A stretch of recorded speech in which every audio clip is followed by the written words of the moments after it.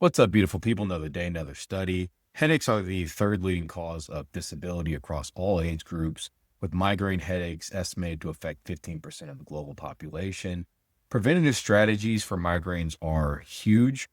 Things like sleep, nutrition, exercise, stress management, and relaxation techniques, figuring out your triggers.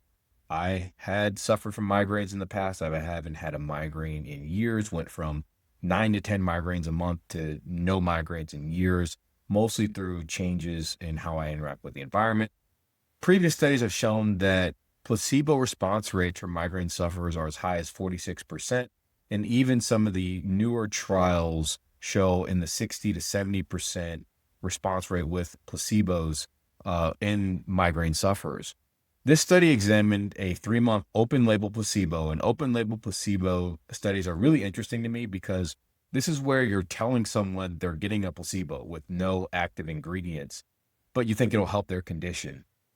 And placebo effects and belief effects are extraordinarily fascinating. It shows you the power of the human mind. And we see studies showing placebo effects mostly with pain and central hypersensitization syndromes, things like fibromyalgia, also other hypersensitization syndromes like irritable bowel disease. So when they did this study, they found no statistically significant reduction in headache days per month. It was 6 versus 7. Both groups decreased at the end of the study, so there's no significant difference between the two. There's also no significant difference in rescue medication use, although it was lower again for the placebo group, 4 versus 5 days a month. At the end of the study, however, physical health scores on the SF-12, this is a score for mental well-being, physical well-being, and then an aggregate. They were significantly higher in the placebo group compared to the usual care group, and that difference remained significant at 6 months. There's also a significant improvement in pain-related disability scores in the placebo group. So this is very interesting. I would love to see this become more of a standard of care in these types of situations where we're using open label placebos.